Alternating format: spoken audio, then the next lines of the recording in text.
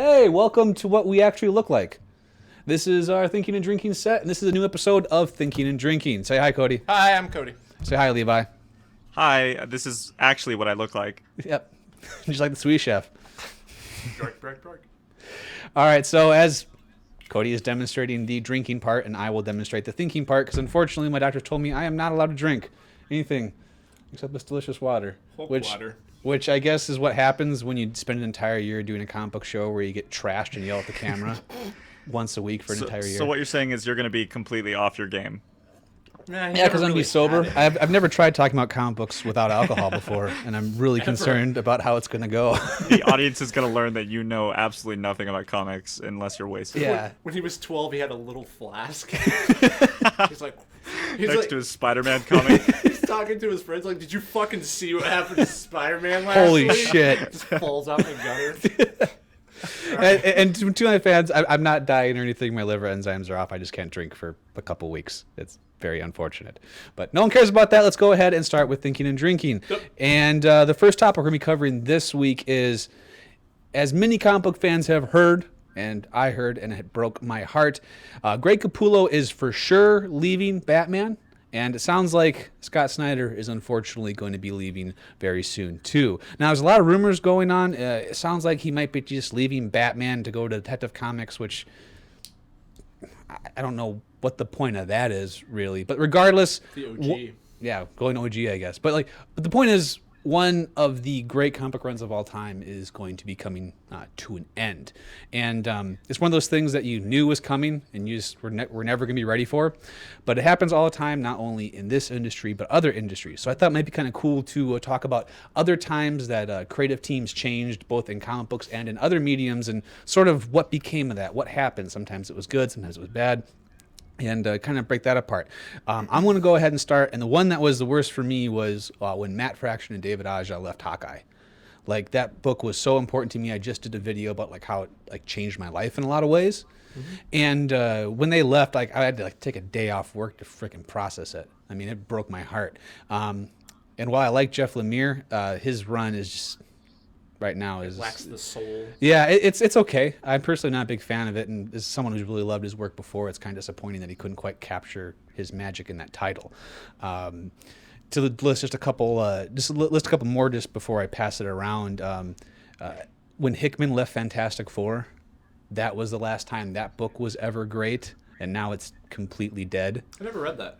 Oh my God! I'm not a big Fantastic Four fan. I know you always read. I know, but you have to be a Hickman fan. I haven't read that either. I've heard it's amazing. Oh my God! I'm just gonna cancel the show and get rid of both of you as friends. Well, I want to read it because same thing with Superman. I don't like Superman, but you've told me about a really good Superman. Oh my God! All-Star Superman. That's an entirely different topic. But yeah, the thing about Hickman's Fantastic Four run was, I think for the first time, for the only time, maybe the past. Well, Mark Waid's run did this a little bit too, but he really captured the fun Lost in Space mixed with a really endearing family dynamic thing that no one else was really able to grab. They're traveling through dimensions. They're having interpersonal fights as the family kind of crumbles and is rebuilt. It's just really, really great. And also, Hickman was really the last person to ever add to that mythos with the Future Foundation and adding all those new characters and sort of redefining what the Fantastic Four was. Mm-hmm. And Fraction ended up coming in right after him. And again, there was nothing wrong with his run, but it just was not as magical or as amazing as his was.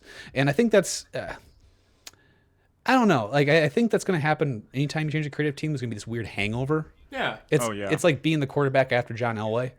Well, the thing is, I think not just comic books, anything, when you take over a project that has so much of a background and people love it, you want to keep those fans on board, but at the same time, you want to make it your own. Yeah, so it's kind of yes. hard. There's always going to be that little time frame, 2 or 3 episodes or 2 or 3 issues, that it's going to be a little weird because you're trying to match that level that's already there, but at the same time, you're like, but this isn't me. I'm faking it. I want it to slowly wean it to what I have and hope to please the people that are a fan of the series. Well, and you're a creative person. You want to have your vision come to life. Absolutely. Yeah. No one wants to fake it. I'm sure somebody wants to just do it for the money, but most people, especially comic books and any kind of new director, movies, what have you, no, you want to put your stamp on it. Yeah. Lens flare, explosion. You can't just throw in the lens flare immediately. You gotta- have to kind of ease the audience into Exactly. Yeah, yeah, yeah. it. Pretend that you care about the other stuff. Like J.J. Abrams' entire movie career has been a lens flare delivery device. He's actually eased off that a little bit. Oh yeah, the new Star Wars. And that was something else I was going to bring up too. Like we're kind of experiencing that right now because Abrams isn't directing the next one. So be interesting. yeah, what's going to happen with the next Star Wars movie? Like, You think it's Disney's whole philosophy, just like like when it comes to Marvel or any kind of big thing like that, is that they just rotate directors? they've been kind of afraid of the auteur a bit. I feel because Oh yeah, for sure. With the whole Edgar Wright situation, I think these movies, including the Marvel ones and now the Star Wars ones, it's run by a corporation instead of run by one person. So you have to have someone who is technically skilled enough, but not like arrogant enough to like or egotistical to the point where they need to have their specific vision driving the film. Right. Well, and the thing is, like with those Marvel films, I feel like the best ones were the ones where they let the most of the director in. Guardians of the Galaxy was such a I James completely Gunn agree, movie, yeah. and even the Russo brothers, like you can feel that really in Winter Soldier, and and even I think that there's a certain like director synergy with the studio, and I think someone like Edgar Wright just clashed with them because of that creative, the background. But with someone maybe like J.J. Abrams has shown that he's able to adapt an existing story in a way that pleases kind of everyone, but he still has enough of his vision to make it seem like, okay, yeah, that looks like a J.J. Abrams movie. yeah, exactly. Though I feel like I don't like J.J. Abrams that much. yeah, I'll be honest. yeah, I feel like he just does it for the money. Well, my whole thing is I'm a huge Trek fan. Like, I mean, Yeah. huge. That's Yeah. my shit. So you That's have a my personal jam. vendetta against So when him. he said, "Yeah, I'll direct it," I don't even like Star Trek. I'm like, man, fuck you. Like, what the hell? Like, well, I don't know. Wait, that's just me. Well, though. I feel like he shot every movie he's ever made like it was Star Wars, so I think it was kind of a natural fit. But at the same time, I do kind of respect that he didn't want to direct the other ones because he wanted to watch the other ones. Like he kind of came from a place of a fan where he's like, I kind of want to consume rather than create these, which I thought was kind of cool. And I'm really excited for Ryan Johnson, guy who directed the Loopers, did the next one. I never saw Looper. Oh my god, you need to see Looper. Looper's great. We're But off topic though. yeah, we are super off topic. Yeah. So how about we kick it back to Levi? How about you give us some examples of creative team changes that you were a big fan of? Well, I would like to comment on a few of your examples, Okay. and let's talk for a minute about Snyder leaving Batman because it didn't really get a chance to input on that, but I'm glad that he's gonna be still on Detective. I don't believe that the rumors are saying that Capullo is gonna transfer. Is that right? No, he's actually going to do Mark Miller independent book. I have no idea. I don't know Really? any details Okay. about what Okay. he's doing with that. It is a shame that Capullo's that he's not gonna be drawing Batman anymore because I think that he's one of the best artists that Batman has ever had. Oh, he's awesome. Yeah, he's amazing. Yeah, and you know what? I think that some of the best work that Snyder did on Batman was, in fact, the Black Mirror story. Okay, yeah, I would agree with you on that. Yeah. And that was part of the Detective comics. So and of course that was with Dick Grayson as Batman. But I feel like maybe on Detective he's gonna have a little more leeway with.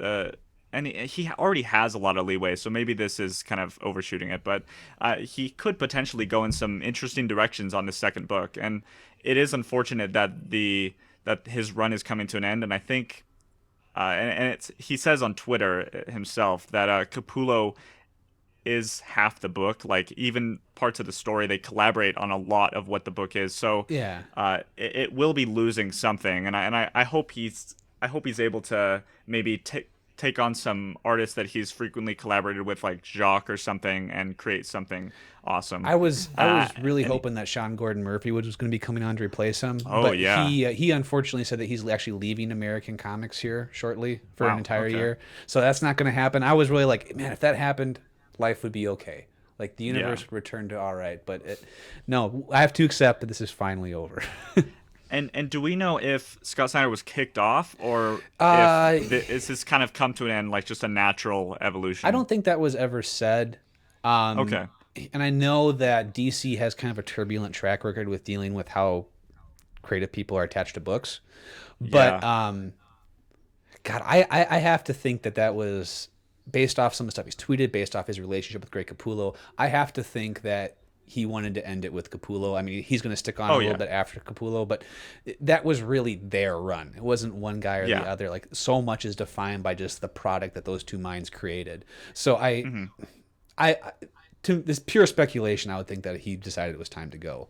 And Yeah, and I'm glad it's not going to be a rough landing, sort of like something like Batwoman was with John Williams III. yeah, I don't know if you guys followed that book at all, but basically he wanted to make this decision with the character, and DC was like no, and he got kicked off, and some of the last issues he made for the series weren't even published because they went in that direction that DC didn't like. And so the series kind of ended in this way where you didn't really get a conclusion. It just kind of went to another writer and artist, another creative team that just went a completely different direction. And so I'm glad that Snyder has this healthy relationship with DC. And clearly they love him. He brings in so much quality work in business. I'm glad that Batman is going to be able to end his run in a safe, kind of nice way. It is unfortunate, but and it kind of brings me to Hawkeye as well, which I believe that ended on Fraction's own terms as well. yes. And I want to say this about Hawkeye. Only two things in the history of pop culture have ever ended perfectly: Matt Fraction's Hawkeye and Futurama. Like the last issue of Hawkeye is just. I haven't read it yet. So don't Yeah, I'm not going to spoil it. And I don't want to spoil it for anyone who's watching because it's one of the most purely joyful experiences in the entire medium. So just turn this off, go off and read it, then come back and watch this like 200 more times. And but it sums up everything thematically. The narrative closes nice and tight. You feel so satisfied, and nothing is like cheap. There's no twist. It just is perfect. Yeah. So they left on their own terms, and I guess the only thing about that run is a little bit kind of why it's okay that Snyder is leaving with Capullo. I know he's hanging around a little bit after Capullo, but you know what I mean. The weakest parts of that Hawkeye run were the ones where David Aja wasn't involved. Not talking shit on any of the other artists that worked on that book, but it lost something when it wasn't through the mind of Aja. So Right. I can understand where he's like, this is no longer the product. This is no longer what we were creating. This is something different, and I would like to exit and move on to something else. He must have more Batman stories he wants to tell, but he doesn't want to tell them in what him and Greg built together. So that does make a lot of sense to me now that I guess I think about it. But yeah, but let's move on to a couple other ones. Like Levi, what other times have you thought about that? For sure. Well, we have similar situations to Hawkeye and Batman where creators such as Jeff Johns taking on a big character like Green Lantern and taking him to new places in this huge 10-year run and expanding the universe in really creative and exciting ways. Yeah. And of course, he teamed with a lot of different artists. But then after those 10 years, he left the book. I think that was his decision. He had a great ending for it. And then Robert Venditti took over, and the consensus for that is it's pretty mediocre in comparison. So it's never been the you same. have what'd you say? It's never been the same. Oh yeah. So you have unfortunate situations like that where, like, at least the creator got to end the series on their own say, but unfortunately the creator afterwards, and it's similar to Jeff Lemire with Hawkeye. It's not living up to the quality of the previous series. And then, sorry? Well, like with Johns, I think that's a lot of the comparisons you can make with Hickman because he completely changed that universe. Like, he left his fingerprints all over that mythos. Oh, yeah. And then when someone else came, it's like, hey, by the way, the guy who came before you just sort of rewrote like 70 years worth of comic book history, no big deal, whatever. Here, now you write it. Like, exactly, yeah. So there's only so much you can do. And Snyder's done that too. He's kind of rewrote a lot of what makes Batman Batman. So it's going to be real rough for whoever comes in next. And kind of on the contrary, we have someone like Mike Mignola who created this Hellboy universe and didn't necessarily hand off the main Hellboy title to anyone else, but he did hand off the BPRD series to John Arcudi. And this is a circumstance where the creator giving up their creation to someone else turned out to be a really great thing because John Arcudi was able to develop these side characters in BPRD in a way that Mignola never really could. Mignola was always better with creating these universes and is all about the scenery and the mythology, but Arcudi is excellent at characters. And so when you read Hellboy, you really get into the mood of the entire the world and the mythology and the lore of everything. But when you read BPRD, you get a sense of these just amazing and really deep characters. And so that's a situation that, you know, it turned out for the better. And Mignola isn't necessarily leaving the series at that point, but kind of, you know, letting someone else hold the reins for a pretty significant portion of the universe. And that's kind of the same with Spawn too. Like when Todd McFarlane was moves actually off, gonna say the exact same and handed thing. off. Like I don't think anyone would argue that Spawn got so much better when Todd McFarlane got off it. And now I believe Brian Wood's writing it now. Even like it having all those different minds kind of come onto it, I think actually helps flesh out those books a lot better. Well, I mean that's true with any kind of process on any kind of artistic storytelling. Like eventually the creator has an idea of where to go with it, but once he reaches that peak, he's just trying to like regurgitate things, and it's not well thought out. And when you breathe new life into it through someone else, they have an idea and they want to create their arc. So I mean, it's kind of like a roller coaster. Exactly. I mean, one writer can't do one book forever and it always be good. Look at Garfield. I know we're not. I mean, seriously. That's such a kind of a poignant example Great of that. comparison. Yeah. I love Garfield. I know this is like comic book. Yeah. But really, like over the years, It's gotten just so like, bad. Lasagna. Blank panel, end of story. It's like, okay, thanks. Just completely ran out of ideas. Yeah, there. I mean, and I feel like we could kind of bounce onto comic books forever. You say anytime Rick Remender has left anything, you know, stuff like that, and that's kind of the same story over and over again a bit. Brian Azzarello leaving Wonder Woman. Oh Jesus, yeah, that was brutal. But again, he got to end the story and the end the big arc, and then someone else took over, and you know they're not like ruining all of these years of preparation by a previous creator. They're just telling a new story, so you can still read this older contained story, and you know it's not going to be ruined in any way. Is Dan Slott still on Spider-Man? Yeah, until he dies. He has been on. Yes, he has been on this Spider-Man for as long as I can remember. This brings me to one of my problems with some creators is that, like, okay, Dan Slott on Spider-Man, I'm not personally a fan of what I read of his work on Spider-Man. I really don't get it.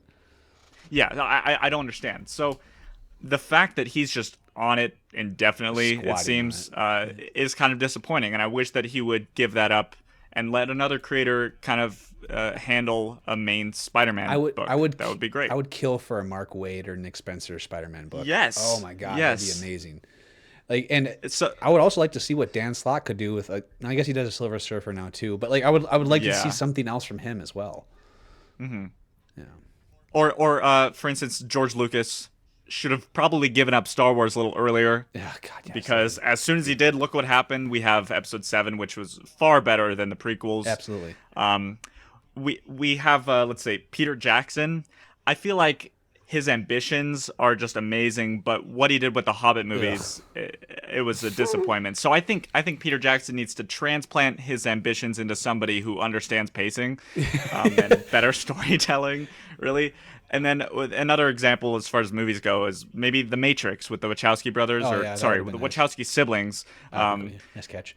Because after the first one, you know, it was they knocked it out of the park, and then the rest of them were kind of like, what do we do? With the exception of the second one, the fight scene on top of the fight scene was cool. Exactly. But no, my favorite scene in that is the one inside of the restaurant with the, you know what I'm talking about? Yeah. What's his name? Gosh, what's the M? You know what I'm talking about? It's the guy with the restaurant and the lady in the dress, and yeah. All right, anyways. Yeah.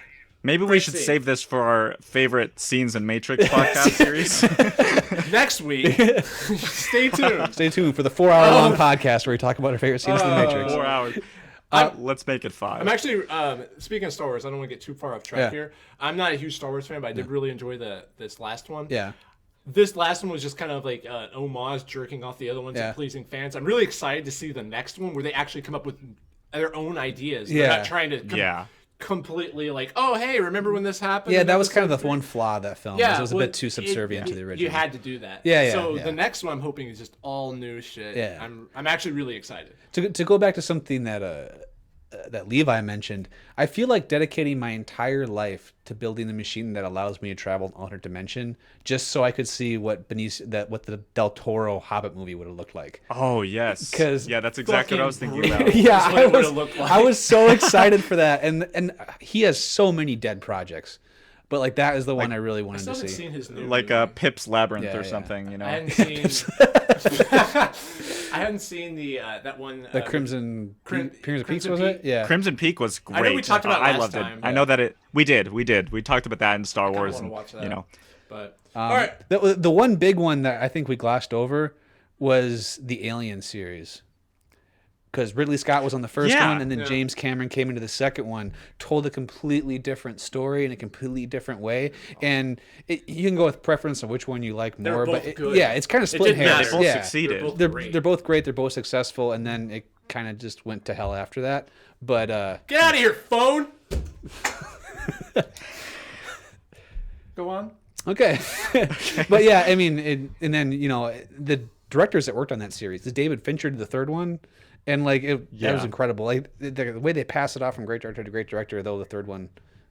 Which kind of Well, seems like yeah. how, as I was saying, that's how Disney and Marvel seems to be doing it. Yeah, so Just maybe rotating, they know keeping better than fresh us after blood, all. Keeping fresh blood, and they'll pick people that you've never heard of, and it's awesome. So Yeah. I'm digging that. Okay. And it'll never run stale that way. Hope, so knock on it's a wood. good thing that Snyder.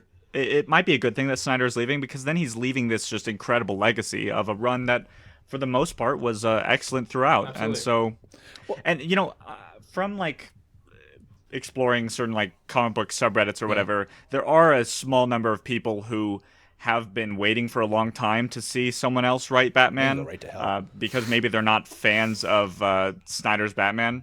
So it'll at least please those people, and even the fans of Snyder's Batman can still read Snyder on Batman Well, in Detective Comics. Well, and nothing is truly like all great stories have to end. Like that's a fundamental part of what a story That's right. is. What a story yeah, is, Yeah, exactly. and so and think of it this way. He followed Grant Morrison, who had at the time was thought to be the greatest Batman run of all time, and then he came in and it's like, yeah, just kidding. Now mine's the best of all time. You're gonna piss a lot of people off. Yeah, by saying that. comments below. Yeah. Yeah, but Fuck you, Reddit. but I really do believe that Scott Snyder's run is the best Batman run of all time and maybe one of the best comic book runs of all time. So it's sad it's going to end, but I'm very confident he's going to stick the landing on it. And we only have to wait I think 2 more months to see. But When you say best of all time, I think you're forgetting All-Star Batman and Robin. oh no, I Frank just Miller. remembered that. I'm not sure Cody's in on that joke, but that's No. considered. Oh, okay. That's considered one of the worst pieces of comic book Yeah. ever to be created. I wanna read it now. and I have it. Is it that really heavy '90s overly Well, drawn it's line? well, no, artwork? it's Frank sure. Miller wrote it, Oh. and Jim Lee drew it, which oh my god, best Batman writer, Yeah, like and best Batman all-star. artist, and then it just turned into this horrid nightmare. The one scene that sticks out to me is when he's fighting the Green Lantern and he paints himself yellow and paints him and Robin yellow to do it, like because the obscure mythos of Green Lantern is that his weakness is yellow, though it's not quite as dumb as it sounds. It makes more sense if you get to the Right. comic minutiae of it. But it was just the dumbest thing in the whole fucking Do we world. have to put a spoiler alert on this podcast? No, because it's like a 500-year-old book. It's fine if you haven't read it. Yeah, at least 500 years. You're No one welcome. cares, You no longer too, have to so- read All-Star Batman and Robin. Speaking of all Batmans Yes. and All Stars, let's move on to the next subject. Okay. No, hold on. Hold on. Levi has something Let else. me Okay. through some TV shows. Okay. Wait. That kind of follow this topic. Can we really coin the quickly. phrase that we came up with? Shots and What's thoughts. Go, power round! Power round. Okay, yeah. So go ahead and pour that shot onto the laptop, and we'll continue here. Okay, so Dexter. I don't know if you guys saw that show, Yeah, that was but the course. showrunner left after season 4, and what happened? A gradual and significant decline in the was quality shit. overall. Yes. It just got terrible. Garbage. And it ended terribly too. Yeah, But those absolutely. first 4 seasons are Amazing. pretty good quality. With the 4th season's with the Trinity Killer, right? Yeah, that was. The 4th, yes. Dude, John Lithgow, right? Yeah, psycho. Yeah. One of the best, psychotic, genuinely creepy performances I've ever seen Yeah. in a TV show. It was awesome. It was excellent, I love yeah. that. That was probably one of my favorite seasons of any show ever. It was great, yeah. I For love sure. that.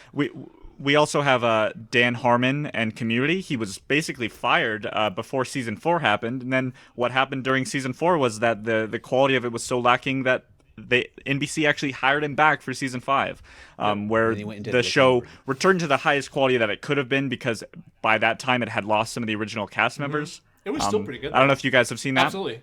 Yeah, I watched Okay, all of it. yeah. It's a pretty good show. Didn't Hulu take over? No, Yahoo. Well, no, it was Yahoo Yahoo Screens. Screens. Yeah, that's right. Yeah, and then now Yahoo Screens is like shut down. I don't think they're making shows. They anymore. lasted But, like a year. yeah. And then something else that's going to be happening is the showrunner for House of Cards is leaving after season 4, and so people are worried about a similar decline because Ew, that so many decline shows in the already past have exhibited something like that. But House of then we Cards have a died. kind of contrary things that have happened where Aaron Sorkin, who was a creator and writer for West Wing for about 4 seasons, he left the show, and the show changed a lot, but many would say that it was equally engaging and maintained a consistent quality. I actually never saw West. I probably watched it when I was a I kid, had but- forgotten that Aaron Sorkin was on that. That was one of the showrunners. Yeah, for it. yeah. And then also, of course, Doctor Who has shifted showrunners a lot, but think appears that'll to last maintain a forever. consistent quality for its fans. Although I haven't seen hardly any Doctor Who. show for people that like weak mystery and bad special effects. Oh my God, Reddit's gonna hate us I so know. much. Jesus, Don't do it. Sorry. I'm gonna need Reddit suicide. You understand? Have you watched Doctor Who? I like the David Tennant. Tennant. Or David Tennant. Sorry, I'm not obviously. David Tanner. I'm good. I like Danny Tanner. Anyways, I like that. I actually did like Insert some Photoshop Doctor Who, but the one that came out recently, that's the younger guy. You know what I'm talking about? Younger There's an guy. older The one guy right recently now. is an old guy. I don't know his name. You just disregard everything that Cody said about Not a Doctor big Who. Doctor Who fan. What do you think? I like SG-1. I like Yeah. weird science fiction. Yeah, Not quirky. It's just not my style. I think the closing comment that we have talked about changing showrunners is you can't talk about changing showrunners without talking about the carousel on The Walking Dead, where like every year there seems to be a new showrunner. But Yeah, so the official history with this is that it started off with Frank Darabont, who was known for directing Shawshank Redemption and The Mist, which are both great movies, and a lot of other stuff. But so yeah, he started out as a showrunner in season 1, and he had a certain budget, and he was able to do a limited amount of episodes. I think he did about 6 or 8. 6 the first season, yeah. But then during season 2, AMC was like, okay, let's double the amount of episodes you're gonna make, and let's like cut your budget in half. that's And at that reasonable. point, they're just like fucking with Frank Darabont, and so after like I believe it was midway through season 2, Darabont like threw the mic down and just left the entire scene, and he was replaced by Glenn Mazzara, who ran the show from then on, and I think seasons 2 and 3 are probably among the lowest rated seasons, and that those are the ones that had like this troubled showrunner history. Luckily, eventually Scott Gimple became the showrunner, and so he's worked on seasons 4, 5, and 6, and still now. And I've seen like a overall increase in quality since then. yeah, I feel like that show has actually kind of gotten better as it's gone along. Yeah, but For sure, But yeah. let's be real about it. The real showrunner of that show is Robert Kirkman. Like he's Oh, yeah. he's the god king of that show, and I bet you. I like Robert Kirkman. In every interview he's likable, but I bet that's a lot of the reason that these guys keep getting turned over too, is they're just not That could be. not working along with Robert Kirkman, and that's his baby. It's his show. He's the spawn of all those ideas, and I guess that's my tinfoil hat view on it. Let's but, yeah. let's make more people hate us. I'm about to say something that like consistent to Robert Kirkman's work. I mean, his Walking Dead series of over 200 issues now. 150. I mean, it's okay. 150. It's not like, as far as I can tell, it's not always loved every single issue. It has had some weird dead plot. Are you still reading them? Yeah. I still read it every month. Damn. Yeah, That's dedication. that's the longest But series I ever read. Yeah. I've read about 90 issues of his Invincible though, and I feel like that series for the 90 issues I read of it was just fantastic throughout. Like, he's a great storyteller. Yeah, I'm actually reading up on that right now. That's my current. Oh, it's project. so it's so good. Yeah, it's really just good. such a great universe. Yeah, but okay, I think we can put a stake in that topic's heart and move on to the next one. Let's do it. All right, Cody. So why don't you go ahead and give us your topic for the week? My topic of the week. It's already reset. No, I'm trying to remember. no. recently in Fallout New Vegas, there was a patch release to make it multiplayer, which is pretty awesome. Even for a game that old, it's pretty cool. It's a cool universe. I'm not the biggest Fallout fan, but you take my beef with Fallout, not so much Fallout 4, because I think they fixed a lot of the issues I had with like New Vegas and 3, is the issue that it's just a lot of walking, it's a lot of emptiness. Yeah. If you put more people in it, it's it can be a lot cool. of fun. Yeah, I kind of really like that idea, and that got me thinking, what other games could be out there that it could make multiplayer would you like to see? Yeah. Like anything you could think of. And I'm gonna say my number one just right off the bat. Yeah. I would love to see not any specific one, but just the Mass Effect universe. I'm not talking about the multiplayer like campaign thing, where it's like deathmatch, team deathmatch, or whatnot. But I'm actually talking about like the actual universe where there's just a bunch of Commander Shepherds with giant egos fighting over who's gonna save the world. It's like a giant board game sort of thing, like where you're taking over planets and stuff. That'd be a shitload of fun, right? Yeah. How many players are you talking? Like massively, like an MMO, no, or not quite. kind of more confined? MMO would be a little ridiculous. I think maybe like say 20 people on a map. Okay, yeah. It's persistent, so 20 shepherds. Yeah. 20 shepherds, and they're all like fighting over planets and fighting over resources, and then like the higher tier you are, the more people recognize you and like align with you. Like it's almost like you're trying to get aligned with people. Like a big game of Risk, but where you also zoom down. That would be awesome. Kinda. Yeah, that'd be How kind cool of. would that be? That'd be amazing. Right? Yeah. And that just kind of got me thinking, like, man, like what other games would you like to see, like multiplayer, like maybe not MMO style, but like 20, you know what I mean? When you brought this topic up, there was one game that just screamed to me in giant flaming neon letters. What? Just Cause 3. Yeah. Needs that's another one on my multiplayer. list. Yes. Okay. Holy shit. Because Have you guys actually heard of the Just Cause 2 multiplayer mod? oh, I've seen that Yes, before, and I have too. that's part of my to that goes on to it. Because Okay. like anyone who's not only does it need just like multiplayer in it, it needed to be in the game in a structure that kind of supported it, like the way that GTA 5 does, where like there's an ecosystem for building levels and challenges and crazy stuff. Like just looking at 90% of the YouTube videos on YouTube of people doing crazy shit in the map editor in GTA 5. Like imagine that, but with flying around crazy things and tethers and all this kind of shit. Like So what you people wanna would see, do. You want to see Just Cause in the like the parachute things and everything, like Yeah. what people Multiplayer. create. That'd be cool. Totally. I could. Oh god, that'd be so amazing. Like I could just imagine me and Cody playing, just tethering each other to shit. Yeah, and, and it also has that Wild West feel. Like, say what you want about GTA, and it has its flaws, but one thing about it, when you're just walking around and you see someone and they see you, and you kind of look at each other because you're like, are you gonna kill me? Or am I gonna kill you? It's like the Wild West. Yeah, it is. You can do the same thing with Just Cause. Yeah, what you basically do is you stand with your guns pointed at each other till one of you kills them, or one of you starts air humping. Or you start walking. Yeah, because the air hump is a universal. Like, hey, we're cool. yeah, we're cool sort of thing. Yeah. Well, as someone who played Just Cause 2, the multiplayer mod, it's exactly what you'd expect it to be. It's complete chaos. It's awesome. There was like dozens of players on this map, and it's so ridiculous and so much fun. And the success of the mod, I mean, it was completely free, but there was a lot of people that got this mod, and so I was kind of surprised that the developers of Just Cause 3 didn't take advantage of that maybe and develop a multiplayer mode for that game. I was heartbroken when I Well, didn't have it. developers of Just Cause 3 also didn't fix the frames per second issues on console, so True. Just saying. I felt like if they had cut that map, just cut the map in half and then use all, because that map is too big. I wouldn't say it's too big. Yeah, it is monstrous. Yeah, I don't think it needs to be that big. And they could have used that resources to build a robust and fun multiplayer that could have made their game almost immortal. Like, GTA 5 is so old and people are still playing it. Yeah. Because what would have also extended the life of that game is if they did cut the map in half, they could release the second half of the map as a paid DLC on release day. that would have made everyone so happy, especially the gentleman sitting across from me. He loves that. Okay, there's a difference between. I think every time we do a podcast and this is mentioned, I'm going to say my piece and then I'm going to drop the mic and walk away. Welcome to the DLC podcast. My beef with DLC is DLC should add to the story.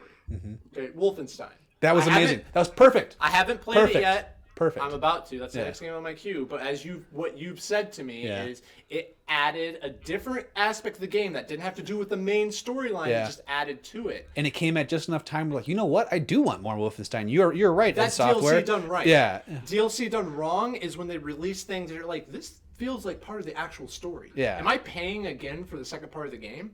And I would say that, I mean, not to go back to Mass Effect. Syndrome. Mass Effect was kind of like that with the Shadow Broker. Because the Shadow Broker's like, this feels like it should be part of the game. And, you know, granted, I played it, I paid it, you know, I had a smile on my face, it was fun. But that's DLC done wrong, in my opinion. That's just me.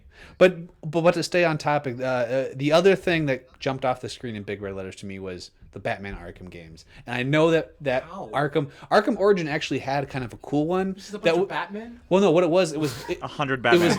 It was Batman and Robin were up in the rafters doing stuff, and then there were people with guns. There were people playing the henchmen down there, and they were trying to kill the Batman while the Batmans were trying to take him out. That's cool. That's cool. It was horribly supported and not designed with a lot of care.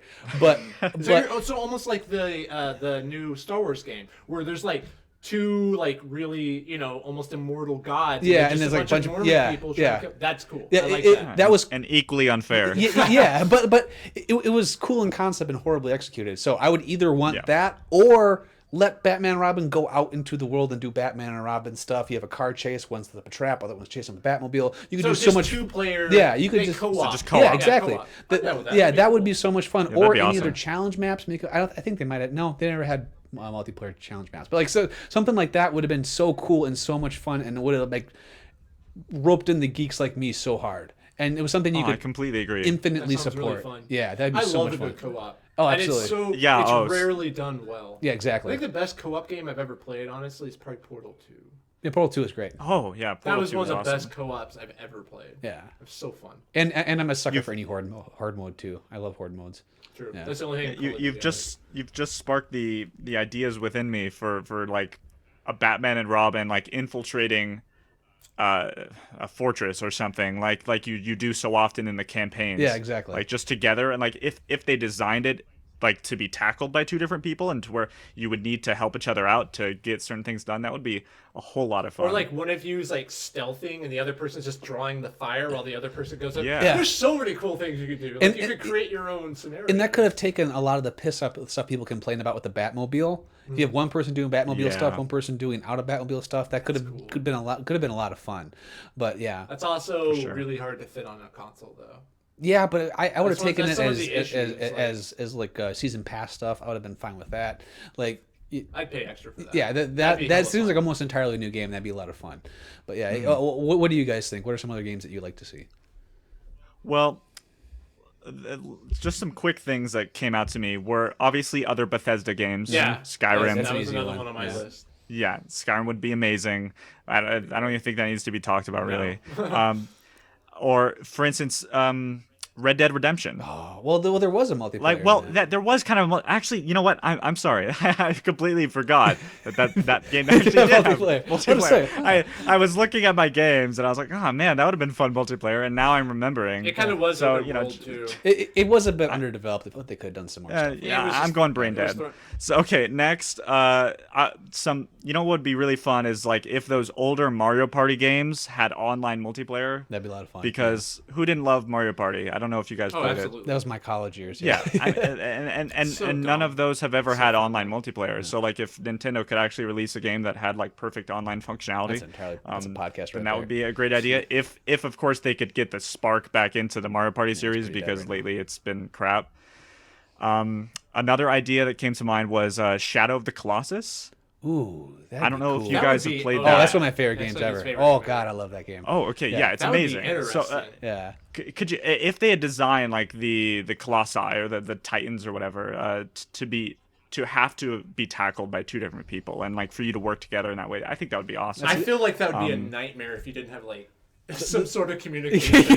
If you just have some like random, for sure. Because there'd be some guy just trolling like the entire time. If you're playing with Kush King 69XX and he's up there just teabagging the top of it. Kush King XX Kush King 420XX is my name on Smite. Yeah, I know. That's my troll account. So look for him online. But don't.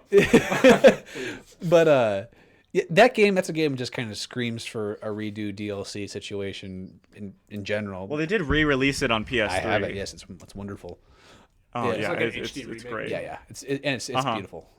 But the biggest standout one for me was one that I wish would have multiplayer is a Pokemon MMO.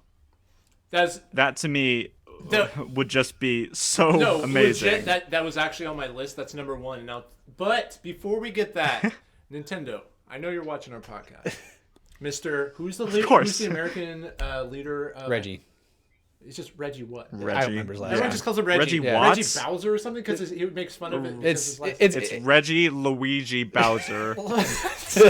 Pac-Man. I know that's Namco, but fuck you. It's a complete coincidence. Reggie Man. Please make a console Pokemon game. Just not Pokemon Stadium or Pokemon Snap. I'll take Pokemon Snap too. That was a great game. Well, you're creeping me out. But no, that needs to happen first, and then we can have an online game. And by the way, there is actually a roundabout way. There is technically an MMO Pokemon game. It's a Minecraft mod. Oh yeah, we saw that. That was amazing. Wow. I swear, it's awesome. They actually pre-made towns and things. And the thing is, you have the Pokemon. Like the models are really sick, and they're just like they hang out with you. Like they're behind you and they'll walk around with you, or you can fly on them and stuff. It's awesome. Yeah, I've seen and it. I have It's yet amazing. to play it, and it's been out for like a couple years now. Yeah. I need to play. That's always been something I've like dreamt about since I was a little kid, was just kind of having this open world, maybe like a third person game where you could just kind of get on your Charizard's back and just fly across the entire like colorful world. Literally just describe the Minecraft mod. Yeah. Exactly what it is. Okay, I know what I'm doing. We should play it. I would. Yeah. That would kill gaming. Like no shit. Who would not play it? Every generation. I've played every generation Pokemon game. Yeah. Not like You can't play colors, yeah. But I've played every generation of Pokemon, and I'm 27. So you got I'm serious. You have people that gamed back in 90. I think Pokemon came out in 92 or 94. No, it was after that. It was like 96, 97 there. You sure? Yeah, pretty sure. Okay. Regardless, you're regardless. Not a word. Yeah, you would have like generations like me to like new people that still play, the newer generation that play Pokemon. That would kill gaming. That would save Nintendo. That would be so huge for them, and they've given such wonky logic in the past for why they don't do it. But goddamn, I haven't played. I'm kind of the opposite. I'm a fan of Pokemon, but I haven't played it since it went over 150. Like I'm OG as fuck on it. Right. But I would play it again if I could experience it in that way. Exactly. Absolutely would. So it would kind of double. It would kind of double. But like I said, so good. But just to kind of finish up this topic, I guess the Fallout New Vegas multiplayer mod is it the one called Vault MP, just the Vault Tech multiplayer New Vegas? Yes, I believe so. Yes. I don't know if there are multiple. Okay. Just That's for the one anyone listening that might be interested in checking it we'll out. go and put it in the comment in the description. It could be probably found on Nexus Mods, where all the rest of the Fallout New Vegas mods I'll are. link it in the bottom. I believe it's a free mod too. So I imagine something you pay for. Oh, and I did want to say I'm interested to see how Bethesda incorporates the Fallout 4 mods into the console releases, because that could be an interesting parallel to like how so many other developers are releasing these like completely unnecessary paid DLC.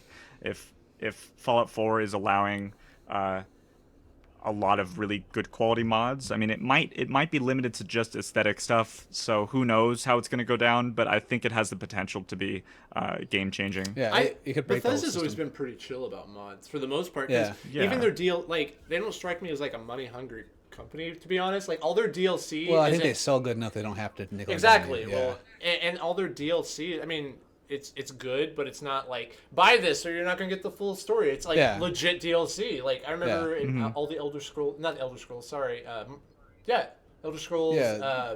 Oblivion.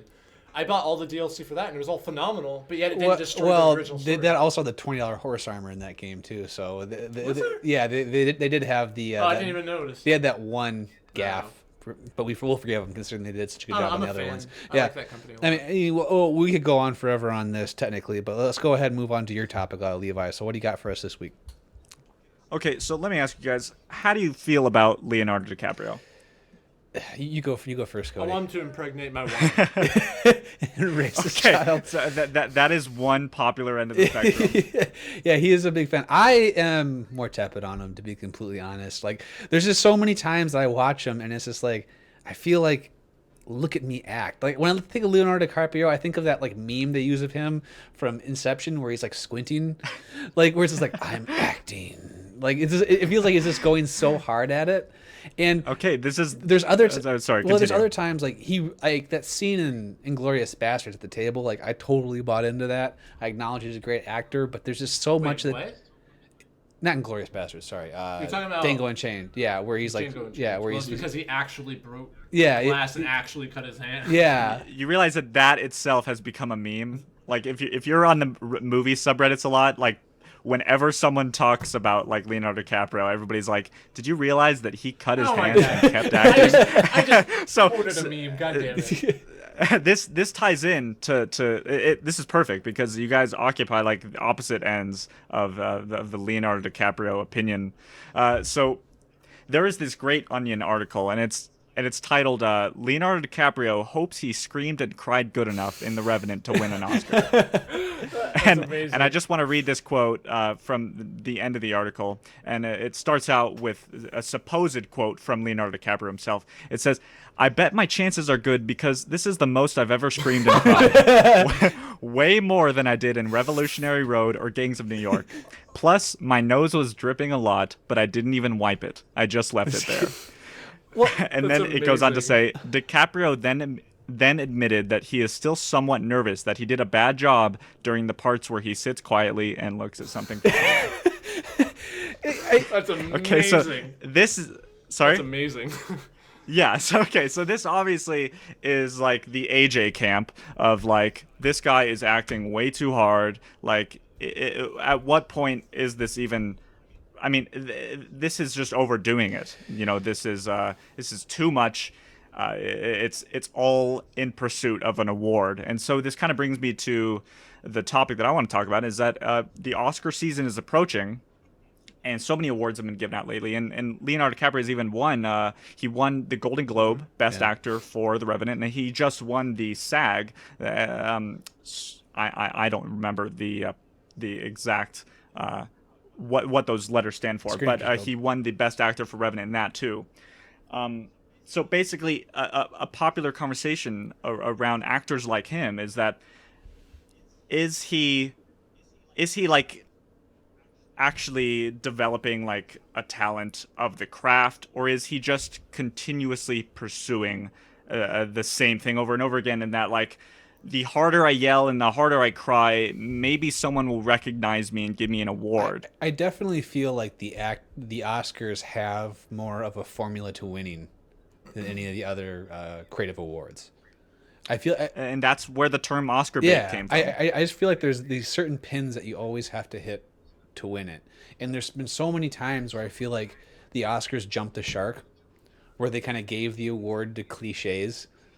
Like when Crash won Best Picture, and that was like the most bend over, I'm trying to say something movie ever. That had such a huge... I mean, it was a decent movie. Yeah. But it wasn't a bad movie. Was out of control. It was, but that... Good Lord. It was like everyone's like, hey... Common? Like, had rappers in it and shit, and you're like, what the fuck? I'm Sandra Bullock, and this is my scene. Like, it's... I really don't like that movie. Because I thought Closer was like that, too. I don't know if you ever saw that. What? Closer? Do you mean extremely loud and incredibly close?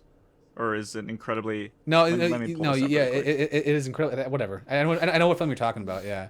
But, yeah. Okay. Yeah, that I believe that won Best Picture? I'm not sure on that one. I'll have to check that. Not sure. Let me see. I pull this up right now. It was an Oscar nominee for Best Picture of the Year, and that is probably one of the worst reviewed nominees that have made it to the Oscar nominee. And like Millionaire was that, like that too. Yeah, a little bit. I think that was probably a better movie than... it was a better listed, movie. Yeah. I actually really enjoyed that movie, but it was kind of like, look at me, look at me, look at me, like... Well, it's got the formula. I mean, it's got Tom Hanks, Sandra Bullock. It's about 9/11 or like post 9/11 stuff, right? And it's sensitive topics with likable actors. Often that at times gets seen as Oscar bait, or in the case of Leonardo DiCaprio, or even a recent actor, Eddie Redmayne, in which they're taking these very transformative roles and they're doing a lot. It's very showy, flashy, some might say. And so they think, okay, this is purely in pursuit of recognition by the Academy or something. I feel like Jennifer Lawrence And- has done some of that recently too, where she's just kind of like big and flashing on the screen. What was that movie that's set in the '70s? She did with Christian Bale, and American Yeah. Hustle, that got a lot of attention. Yeah. And I was not a fan of that movie. I just didn't get it because it got so much buzz from the Oscars and the Golden Globes. I and everything. feel that mentioning Christian Bale reminds me of this. The whole showy, peacocky kind of Yeah. acting, that goes down to method acting, which Leonardo DiCaprio is a method actor. Christian Bale is a method actor. I can't really speak to Jennifer Lawrence. yeah, well, and But then that's like just Daniel how they get Day-Lewis so and stuff. into it. I don't think it's really, I mean, then again, who Well, am I But think some don't people, think I think some certain people can pull it off better than other people can, where it's less Okay. transparent. But yeah, like an ultimate method actor right now is someone like Daniel that's the first Day-Lewis. person I thought of too. Yeah. Yeah. Yeah, so with something like There Will Be Blood or Lincoln, I mean, he's giving it all to these performances, but I hardly ever hear anyone say, "Oh wow, look, he's fishing for that award again." Well, he's you know? just so convincing the way he does it. Like, He's so convincing, and it in a far different way than Leonardo DiCaprio ever is, because even when Leonardo DiCaprio at his best, you still see it's Leonardo DiCaprio. Yeah. And he's got a certain, like, I guess, a shtick or like a style of acting, and it's very theatrical and very overdone. And I think that's where it divides the audiences, because someone like me, when I'm watching him perform, maybe not every time I'm completely absorbed into like the reality that he's trying to portray, but I'm having so much fun watching him, and I'm so engaged by his performance. It's always so exciting that I love most of his performances. And then other people, they kind of see that formula, I guess, and they just kind of they get tired of it. I think that's kind of true just with the, like I mentioned before, how the Oscars are so formula driven. And but like when video games hand out awards, stuff like the Telltale Walking Dead series will win Game of the Year, or Shovel Knight will win Game of the Year, like games that are Shovel Knight's good, though. yeah, well, both those games are good. Shovel But Knight's good. okay, well, like I'm saying, those are completely different games than what like a AAA boom boom I get video where you're going game at, though. is. I totally but get where but you're at the going same time, Mad Max isn't going to win Best Picture this year. Visually, it should. Well, just It yeah, could. it I could, wouldn't but say Who it's knows? not. I don't think it will. I don't very think sure the that's not Academy going likes to that. action And, movies that yeah. much for awards. Well, and like Dark Knight didn't get a nom. District 9 didn't win. It's just stuff that falls outside of like what that like Best Picture archetype is not going to be rewarded. Well, Pulp Fiction didn't win. Like it's stuff like that. It's so good. just It's one of the rewatched that, it's one of the actually. great movies of a generation. But it's like it's too different from what it's it fucking is. weird. Yeah. It's amazing. Well, 1994 was crowded. Yeah, I mean, you have Shawshank Redemption, Pulp Fiction, Forrest Gump. Forrest Yeah. Gump, and just a variety Forrest Yeah. Gump. of other Did Forrest movies. Gump win? Yeah, Forrest Gump. It deserved to win. Yeah. I think That's Pulp one of the Fiction best is- performances of.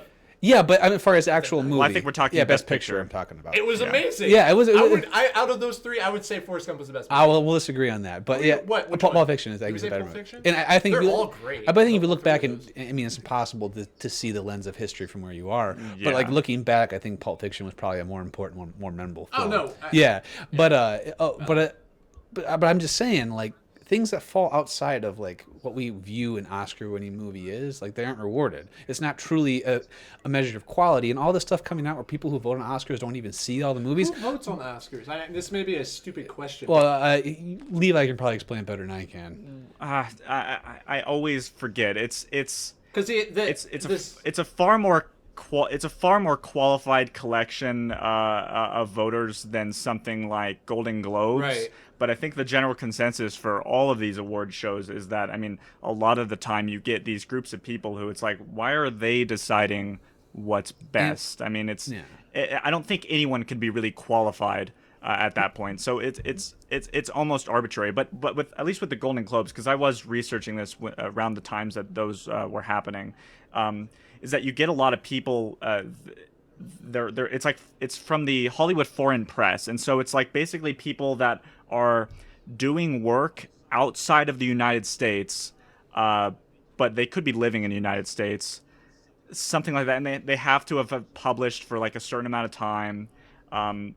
but there's not much qualifications beyond a few certain things and paying a certain amount of money to get in. And one of the most basic requirements should be that you see the movies that are nominated. Like sure. that's not going on. Like that's so frustrating. And like I've heard people talk about, I didn't see Straight Outta Compton. I cannot testify to its quality, but from what I've heard from other people, it's a movie that deserved to be in that conversation. And what I've heard is a lot of people just didn't want to see that movie. A lot of those voters, that wasn't the kind of movie they wanted to see. Which isn't fair. Like, if you're going to vote on that award, seeing a movie is not the fucking hard to go see a movie. Goddamn, go see a movie, man. It's your job. You're an Oscar voter. You probably don't even have to pay for it. Yeah, holy shit. Sit down. Yeah, watch a fucking movie. Goddamn. In Brie Larson's acceptance speech for Best Actor at the Golden Globes, one of the first things she says is that it's been so nice getting to know the Hollywood foreign press. And so some analysis regarding that is that, like, a lot of the time, the people that win these Golden Globes, and this is completely off Oscars now, but I mean, it's a similar relationship, I think. Ahead. But a lot of the time, the people that win these awards, it's because they've developed a relationship with the voters. Campaigning, man. Yeah, exactly. So I mean, it becomes completely arbitrary. It's like, what does it even mean? Donald Trump could win a Golden Globe? Right about now, I think he could probably win whatever the fuck he wanted, unfortunately. Anyways. But what did he say? Did he say like he could like pull out a handgun and shoot someone? He could shoot someone and his supporters. We're going way off the wall, but that is what he said. let's just branch Censored. off to our Politics 100 podcast. Oh Jesus! But it's. Oh, you just broke my brain, you motherfucker. I'm sorry. It just have to bring that. me of Well, that. like because It's a popularity contest. It's popularity contest, yeah. And a lot of the buzz I'm hearing now is that The Big Short is going to win Best Picture because Adam McKay is such an incredible campaigner for it. And did you see The Big Short, man, Levi? I did, yeah. And is it worthy? Well, I you know what? I don't completely understand the fuss of it. I did enjoy the movie, and it's just the style of it. It was just it was almost just like stylish for the point of being stylish, and like it had these, like, you're dealing with a very complicated subject of the entire like crash of the financial like market in 2008, right? And so there's so many different terms that the casual viewer has no idea about, and certainly I don't have any idea about. And so they do this thing often during the movie where it'll cut to like a celebrity, like Margot Robbie in a bathtub, or can we spend some time on that? Yeah, that's a movie I would go see. I'm gonna go see this movie. Thank you, you just sold me. Golden Globe. Too many bubbles. Okay, and then or like Selena Gomez at like a poker table or something, or like a famous chef, and it'll cut to these people, and then they'll give you this analogy about like a completely unrelated thing just to kind of describe like a concept. And like, as I was watching, like, first, it's very flashy the way that it does this, and I understand what it's trying to do. It's trying to make it accessible to people, and while I grasped like the analogy that they were making, I couldn't really see how exactly one thing related to another, and it didn't really help me understand the grand scheme of things, as far as like, because there are long parts of this movie in which like these conversations, including so many like complex terms involving the market and everything, that like CDOs and all this stuff, and there's some interesting analogies that are made, but they don't always work. And I mean, I could go on and on. I don't have my thoughts completely wrapped around the movie yet. It's pretty much about an esoteric thing, and they just put big name actors trying to describe these things that are going on, but don't fully. They put an active glossary. That's a smaller part of the movie. But overall, I mean, I didn't feel it like other people were, and I wrote something about it on Letterboxd, just kind of a short review, which is just like, you guys ever heard of that site? It's like a social media site, but for like movies. Cool. And so like I write like a paragraph on a movie, like sometimes, just because it's just a short little thing. But I think I gave it like a 3.5 or a 4 or something. I didn't care for it too much. But, so a 3.5 and a 4 could win just because the director's good at talking to people. Well, that's a 3.5 and a 4 to me. My brother said it's one of the top 3 movies he saw last year. He just was all, but he has a master's in business. So there you go. That's like it. Okay. You know, I mean, so I think he's completely like immersed in these terms, and so like he's able to completely grasp it. When someone like me, maybe it's just me. I've read some other people having trouble with it, but a lot of other people say that like, oh wow, they really made it easy for me to connect. And I think yeah, the simple ideas, like the big picture, is easy, but like only knowing the big picture and not really being able to immerse yourself in the small details, like that just makes me kind of like unable to get fully involved with the movie and the story and the characters. But I mean, we could go on Yeah. about a lot of these nominees and whether or not like they're deserving. But yeah, you may be right that like the reason that Big Short is gotten so big with the nominees and everything is because of the marketing, Yeah, or well, the campaigning. I should even if say. they get it right, how they're picking it's fucked up. Yeah. Yeah, So sure. regardless, and I think that the evidence is right there that, like I said before, that these same sort of films keep winning over and over again, which has encouraged people to make the same sort of films. It's like it's kind of counter to the spirit of film, like the creative nature of the whole thing. Whether it does well in the box office, it doesn't matter if it wins an award. Yeah, exactly. And If it wins an award, it's going to get. yeah, and more people I don't watching think it. there's, and that's like the only industry that chases one award too. I mean, it's like the Lombardi Trophy, where you can't really define your career if that's missing. You're not among the greats if you don't have one of those, sort of. The stats And- show yeah, whether or not you're a good player, not yeah. awards. Well, I know, but I'm saying in the Yeah. annals of history. Well, no, yeah, I, yeah. I get it. Yeah. I'm just backing you up there. I Yeah, yeah, get it, yeah. So it and then the fact that you have to kind of be so subservient to a certain kind of thing, it's like, Right. man, what the fuck? Yeah, I feel like there's an unnecessary emphasis on the entire awards season and like the importance of a movie winning awards. I just don't understand it. And sometimes you can tell when a movie is crafted to like get an award because of like what it may contain plot wise, like just like the standard things of something like your main character is it's like a really sensitive topic. So you have like a disabled character, like a Theory of Everything, and that was I Am Eddie Sam. Redmayne did Theory of Everything, and you know I haven't seen that, so I'm just gonna kind of relay what I've heard, and I've heard that he gave a great performance, but that the movie itself was a little lackluster when compared to some other nominees or other movies that came out that year. But and I don't remember the exact history. Did he win Best Actor Yeah, for that? I believe last he did. year.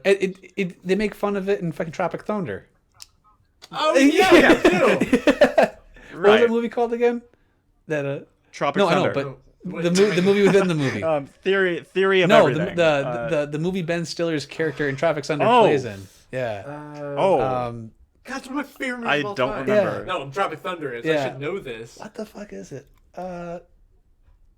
Everyone is watching this, screaming the name of it. Isn't it something called like? Isn't the word Jack in it Yeah, or it's something? like Jack. There's a bubble above us stating what it is. Let's move on.